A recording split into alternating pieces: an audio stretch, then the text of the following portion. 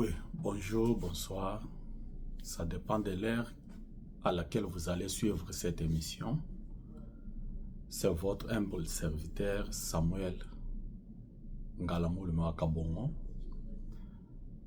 que vous suivez chaque fois sur votre chaîne YouTube Sam Djongala officiel.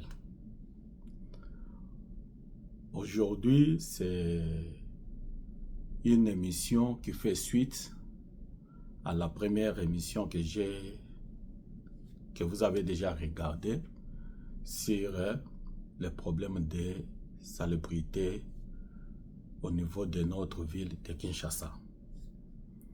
Ça fait vraiment mal. Aujourd'hui, j'ai peine. Et sur ça, la passe Pemawa. Vit la mentalité des Congolais. Congolais, je ne sais pas qui sommes-nous. Toza banani, est-ce que toza batu, toza banyama? Qu'est-ce que vous pensez? Que quand vous faites ça, vous faites mal à qui? Est-ce que aux autorités ou bien à vous-même? Vous m'excuserez pour les tons avec lesquels je parle, parce que ça fait très mal, vu ce qui s'est passé à la pluie qui s'est abattue sur la ville de Kinshasa hier. Et nous avons vu des vidéos qui fâchent. Des vidéos qui fâchent. Et je voudrais, avant de continuer cette émission, vous faire passer cette vidéo. Comment les gens peuvent arriver jusqu'à ce stade? Comment aujourd'hui la ville s'inonde lorsqu'il y a la pluie? Pourquoi? C'est parce que il y a des Congolais de mauvaise qualité comme vous. Et je ne sais pas, l'autorité Nabiso, qu'est-ce qu'ils font? Qu'est-ce qu'ils font? Il faut vraiment arrêter avec les histoires. Il n'y a pas chariomène ou Ipazozoa, matiti quelque part pour aller jeter quelque part. Et ils ne savent pas là où ils vont jeter ça. Posez seulement la question à tous ces chariomènes qui circulent partout pour ramasser des ordures.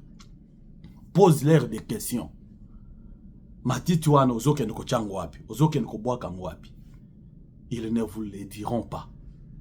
Ils ne savent même pas. Ils vont vous dire que je vais jeter soit dans les Kalam, dans une rivière, dans une érosion. Des fois, ils n'ont aucun endroit pour aller mettre ça. Et je me pose des questions. Comment est-ce que les autorités peuvent laisser ça passer?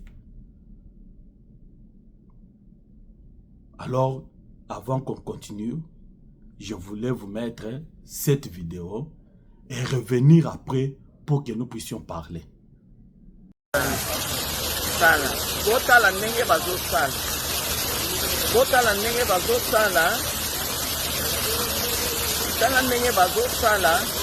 En tout cas, bande kobo publier ni partout.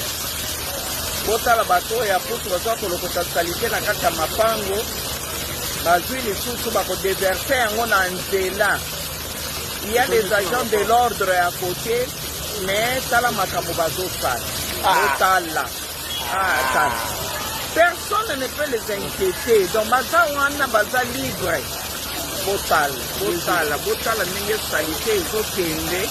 Et vous tendez ce que vous tendez pour tout cas pour éviter. Autant la regarder. Autant la. Ah, voilà. Bah, je ne connais de tout. Est-ce que vous avez regardé? C'est ça, c'est ça qui fait ça. Il y a mauvaise foi. Il y a mauvaise foi. Ah, c'est ça.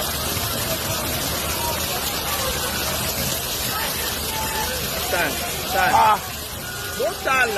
Botala vraiment. Ah, Non, maman, est-ce que bon, on a dit pour eux. La dit pour eux, on va se faire. Vous avez vu vous-même.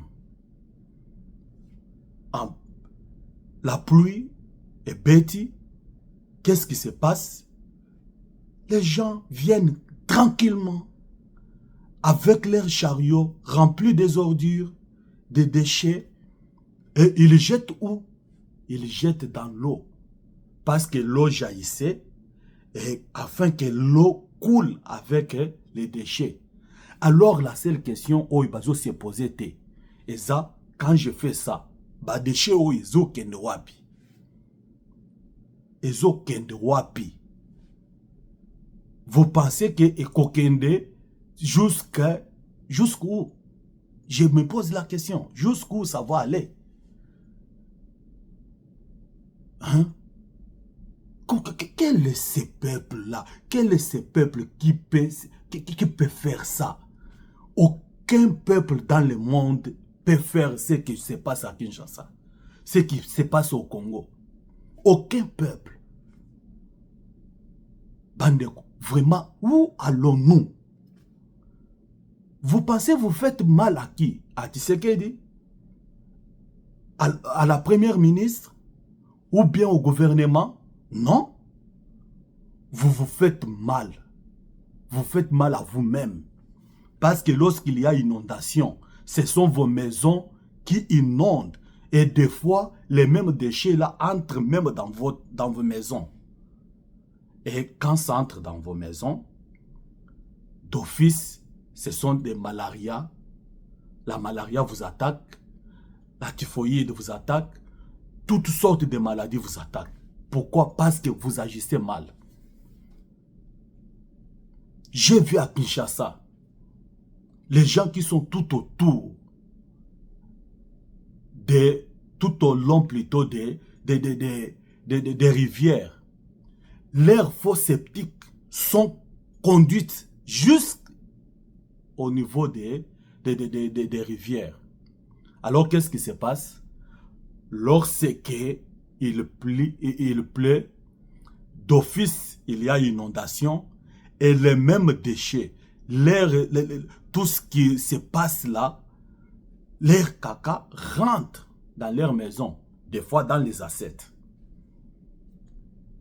Ça, c'est un peuple. Ce pays-là ne changera pas avec d'autres personnes si chacun de nous ne fait rien. Le pays ne changera pas. Si on ne fait rien, chacun de nous a une part de responsabilité. C'est pourquoi hier, j'ai parlé des responsabilités partagées. Responsabilités partagées. Et par les gouvernants et par les gouvernés. Vraiment, c'est aberrant. Vraiment, c'est touchant. C'est choquant même. Et moi, je me pose des questions. Où allons-nous? Où allons-nous? Toko kende boiti wapi? Jusqu'à quand makambo eko changer te eko zalaka boy?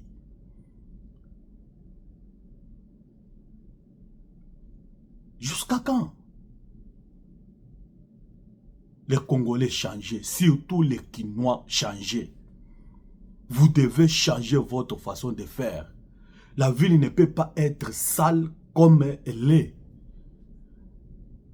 Et la saleté là, c'est vous qui êtes à la base de ça. Et vous ne connaissez pas les conséquences. Vous ne connaissez pas les conséquences. Aujourd'hui, il y a une inondation partout. Inondation là, c'est dit à... Il y a des gens qui construisent sur les caniveaux, sur les collecteurs d'eau. Il y a les gens qui, des fois, pour leur intérêt égoïste, ils construisent là où on ne peut pas construire. Il y a quand même, quand on circule dans certains pays,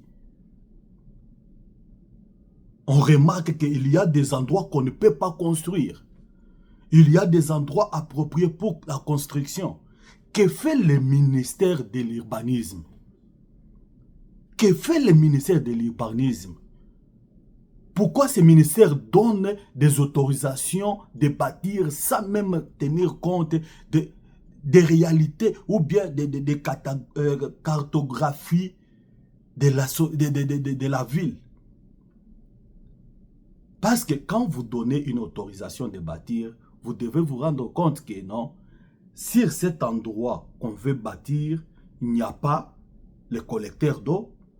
C'est un endroit qui ne peut pas menacer la ville parce qu'il y a des endroits où si tu construis, ça peut créer des érosions. Mais au Congo, ce n'est pas ça. Au Congo, ce n'est pas ça.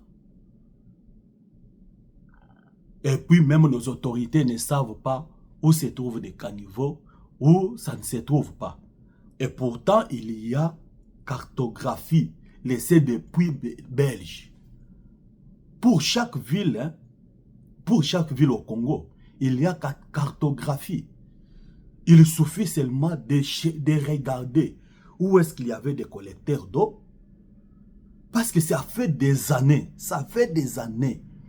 qu'il y a inondation. Mais il n'y a aucune solution. Je ne sais pas, il n'y a aucune solution parce qu'on ne voit pas ça. Hein? Il n'y a aucune solution.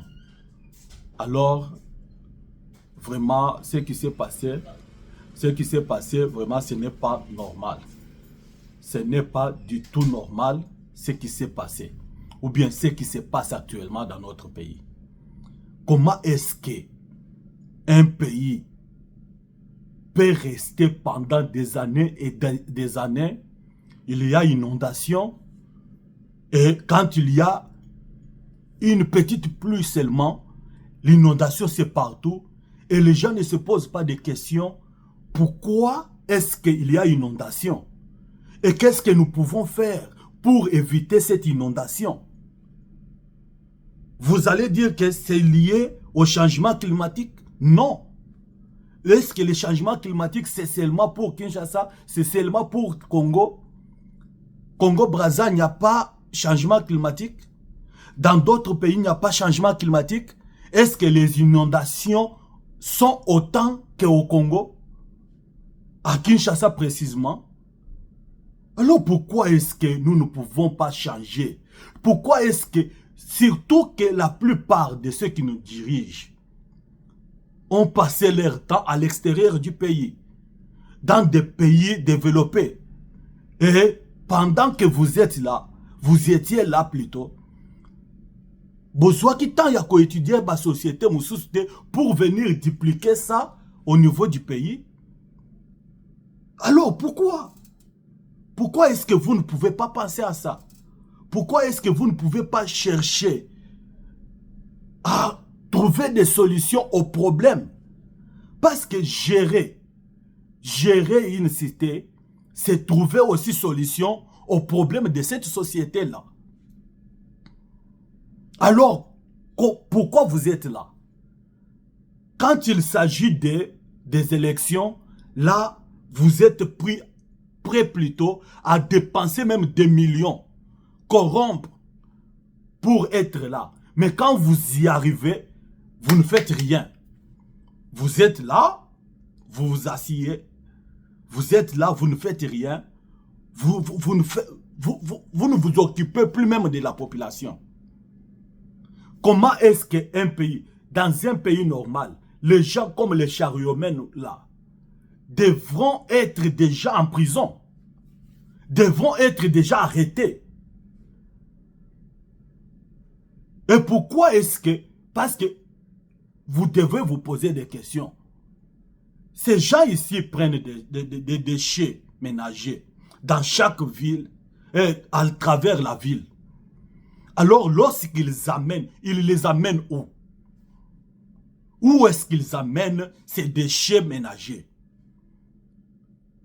Est-ce qu'il y a un endroit approprié où ils amènent ça? Je me souviens à une époque, il y avait quand il y avait une organisation, on construisait des places publiques pour mettre les déchets à travers Kinshasa. À l'époque, je me souviens de ça. Même là, on pouvait dire que non, les chariots-mènes, quand ils prennent les déchets quelque part, ils vont les amener dans un endroit approprié. Et de là, il y avait des camions qui circulaient, prendre des déchets et les amener au niveau de Maluku, si je ne m'abuse pas. Mais aujourd'hui, il n'y en a pas. Il n'y a plus de place. Il n'y a plus de ces endroits-là. Sont soit vendus, sont soit détruits.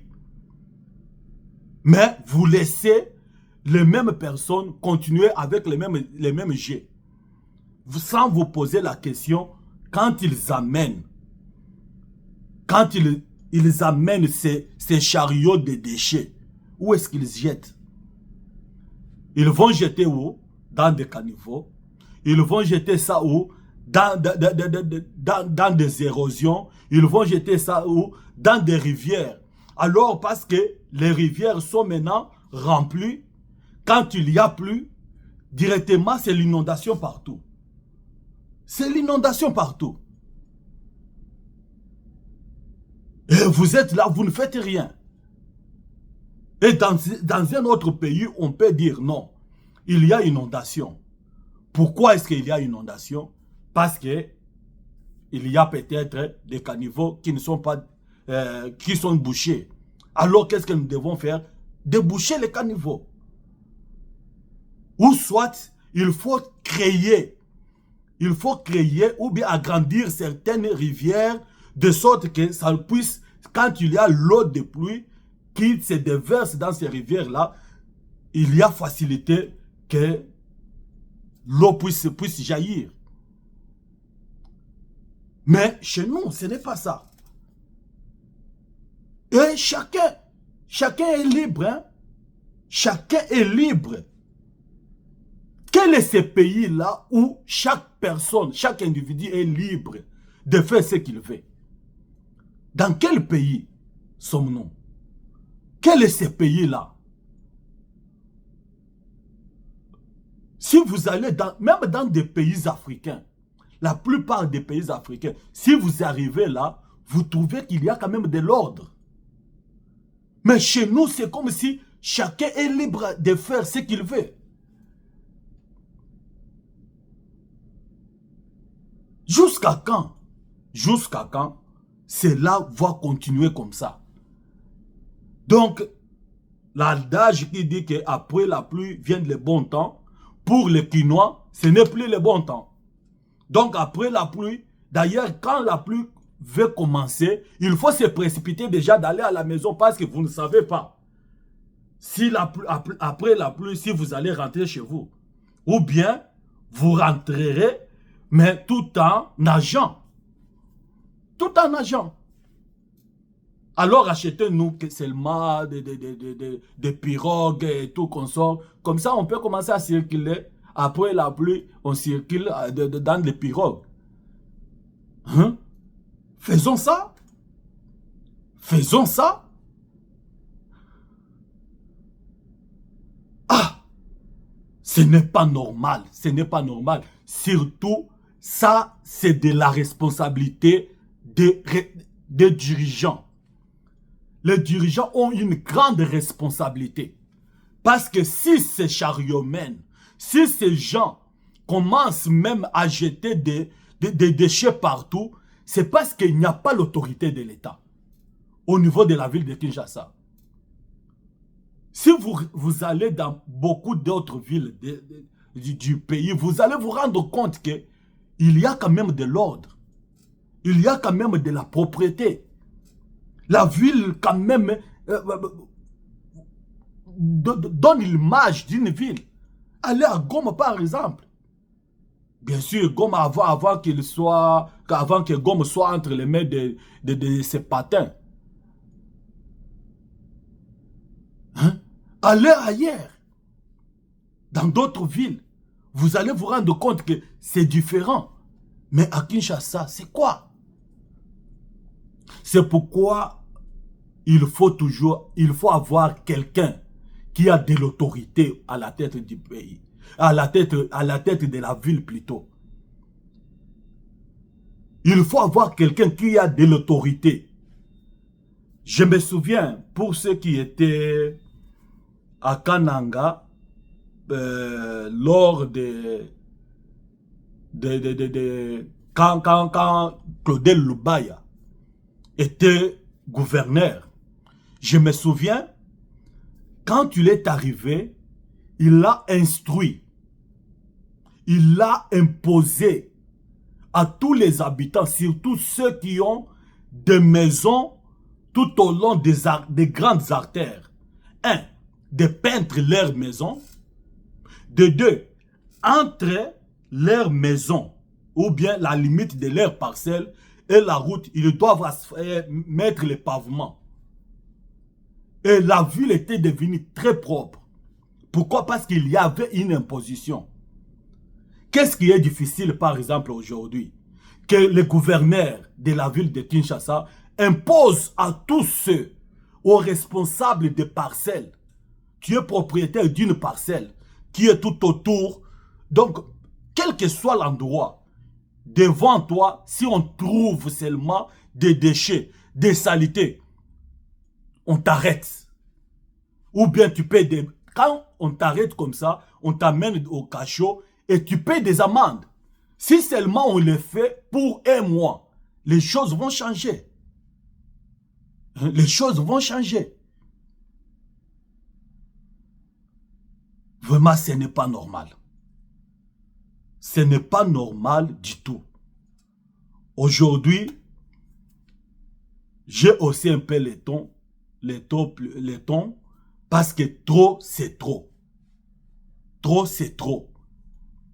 La vidéo que j'ai vue m'a fait très mal. Très mal. Et si vraiment les autorités ne prennent pas la décision pour interdire aux chariotmènes, les chariotmènes, leur travail, ce n'est pas de porter les déchets ménagers, non. Le travail des chariotmènes, c'est de transporter les charges. Hein? Aujourd'hui, à Kinshasa, nous avons vu, il y a changement de tout. Ce sont les chariotmènes qui portent maintenant, ce n'est pas normal. Mais, nous avions vu, il n'y a pas longtemps, avant que Daniel Mbumba soit le gouverneur, on a vu l'achat des véhicules qui allaient commencer à ramasser les ordures. Parce que Daniel Mbumba est venu, il a abandonné ça. Non, il y a ce que nous appelons en politique la continuité des affaires de l'État. Quand vous dirigez, vous ne dirigez pas votre maison. Vous dirigez une société. Et cette société-là, vous n'êtes pas la seule personne qui va diriger. Après vous, il y aura d'autres. Et quand vous partez, la personne qui vous remplace doit pouvoir maintenant continuer avec la même politique. Hein? Jantini a acheté. Nous avons vu, il a acheté, il a signé même le contrat avec une société turque. J'ai été plusieurs fois en Turquie. Vous pouvez vous rendre compte que c'est une ville, par exemple Istanbul, c'est une ville très propre. Très propre. Quand je dis propre, c'est très propre. Avec des poubelles partout. D'ailleurs, les poubelles, je n'ai jamais vu ce genre de poubelles ailleurs. Dans d'autres pays où j'ai fréquenté. Leurs poubelles, c'est en dessous de la terre. Vous passez, vous ne savez pas qu'il y a des poubelles là. Vous allez vous rendre compte qu'il y a seulement une place où vous pouvez jeter vos poubelles. Ça part directement là dans l'externe. Et le soir, chaque soir, il y a des camions qui viennent pour enlever ça. Alors pourquoi est-ce qu'il y a une politique qui a été annoncée par votre prédécesseur? Vous ne pouvez pas continuer avec ça. Ou bien parce que vous ne vous retrouvez pas. Vous pensez que l'autre a signé, il a mangé, vous... Non. Les pays ne vont pas continuer comme ça. Les pays ne se développent pas avec ces genres de choses. Vraiment, aujourd'hui, ça a été chaud. Vraiment très chaud parce que ça fait mal. C'est notre pays à nous tous, même si nous ne vivons pas là-bas. Mais nous avons les familles qui vivent là-bas. Nous avons les frères qui vivent là-bas. Nous avons les amis, les connaissances. Même c'est notre population. Alors, ça nous fait mal. Ça nous fait mal lorsque nous regardons ce qui se passe. Lorsque nous regardons ce qui se passe, ça fait très mal. Très mal. Qui nous changeons. Les autorités, il faut vous imposer. Si vous voulez que la ville soit propre, imposez la propriété. Aux magasins, imposez la propriété aux propriétaires des parcelles.